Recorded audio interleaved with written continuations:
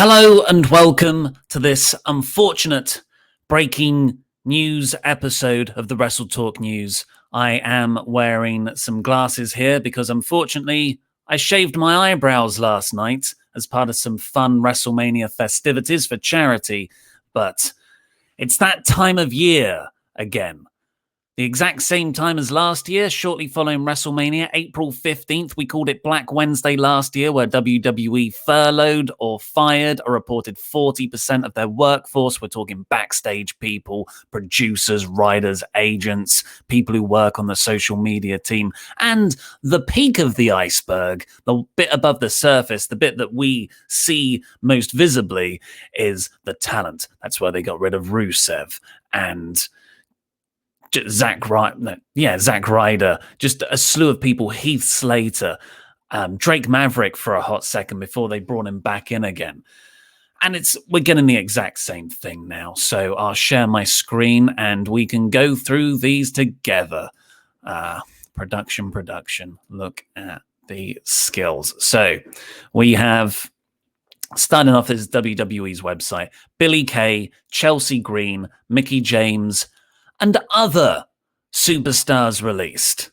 Other superstars don't even warrant their own articles anymore for the future endeavors. So if you see here underneath the picture of Billie Kay, but I've seen that some of these names I'm just seeing for the first time because this was meant to be my 4-day weekend after Mania, but this is just awful news. So Billie Kay there, Mickie James, Chelsea Green, Tucker of Otis and Tucker, Heavy Machinery, Kalisto, and Wesley Blake as of today, April 15th. More have come out since. I'll get to those shortly.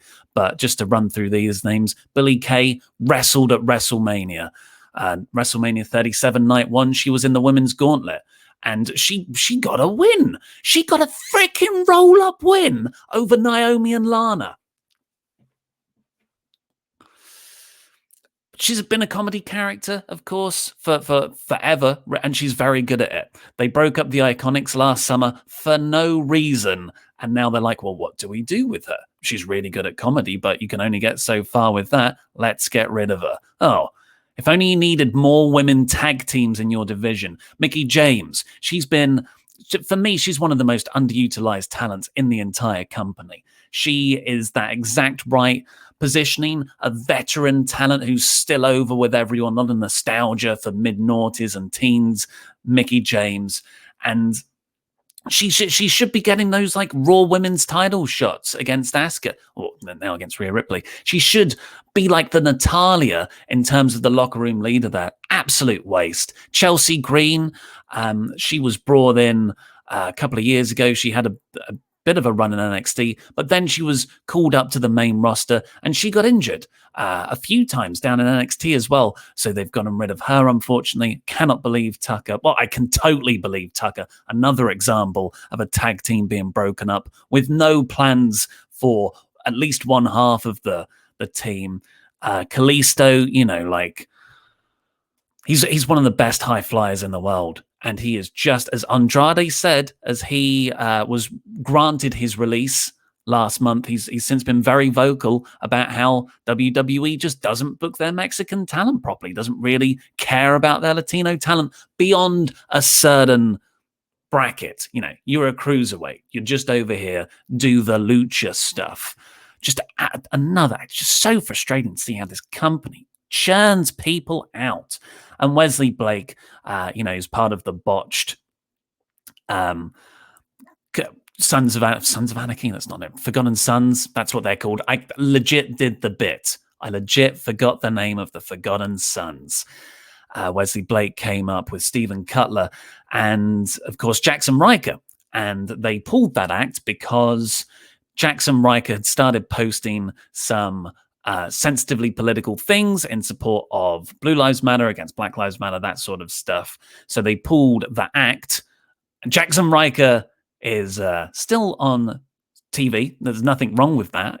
But Wesley Blake has lost his job because I think he was brought back as Baron Corbin's henchman, but who hasn't at this point?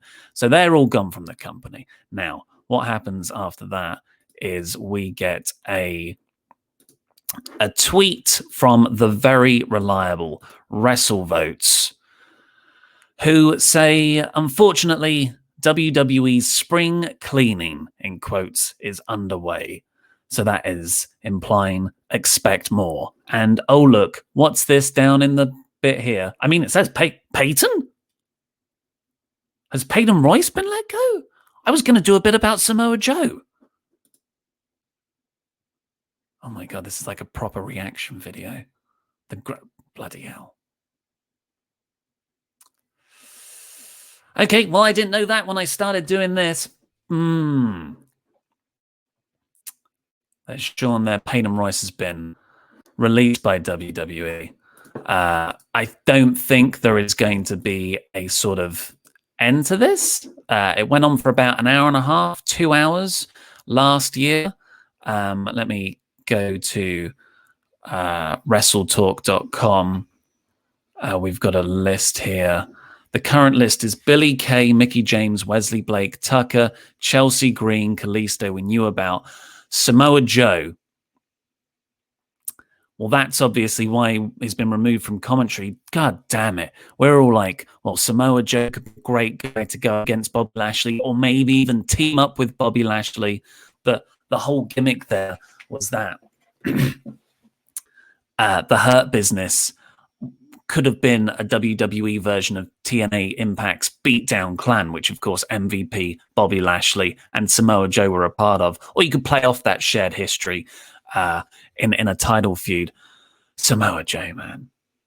Another, like, the plans there, where you could move Joe over to SmackDown with Roman Reigns. You've got the Paul Heyman factor in there as well, who was one of the masterminds behind that excellent Brock Lesnar Samoa Joe feud all those years ago.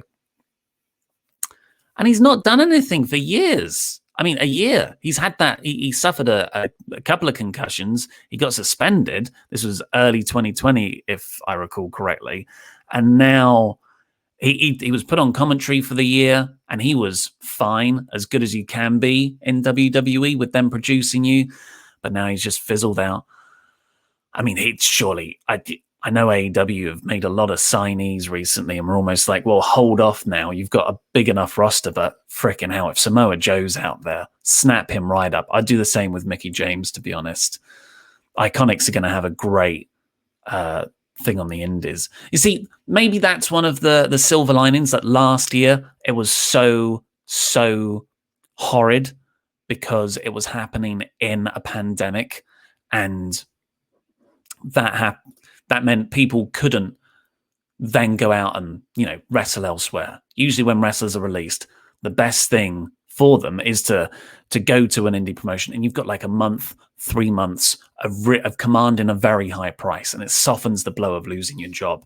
The disgusting thing about last year was that it was in a pandemic where none of that happened. And we're like, oh yeah, but they are a company. They've got to trim fat, especially in a pandemic. But then, like, you look how Ring of Honor behaved. Ring of Honor. New Japan. They did not let a single person go. AEW, that very few people go. And the company took the brunt of that to make sure the employees, the people who legit put their bodies on the line, have some form of faith put in them back. WWE went on to post record profits. They just take talent.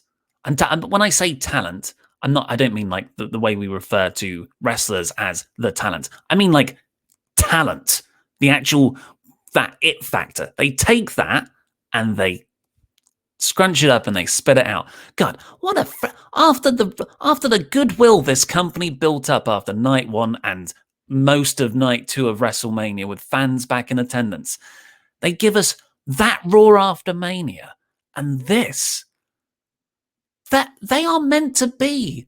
They've got a whole massive PR department.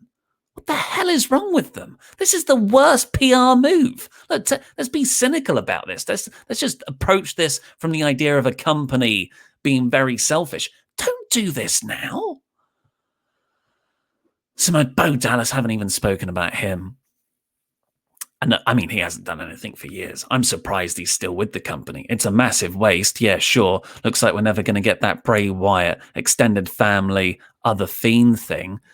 I loved Bo Dallas. I used to love his sort of Bo leave gimmick in NXT, and I really liked it when it was on the main roster too. But he's had, you know, he's had nothing to do. They've not given him anything, even though there's plenty of ideas. Arn Anderson spoke in a podcast the other month about how he was pitching for Bo Dallas to be that breakout member of the Wyatt family cult.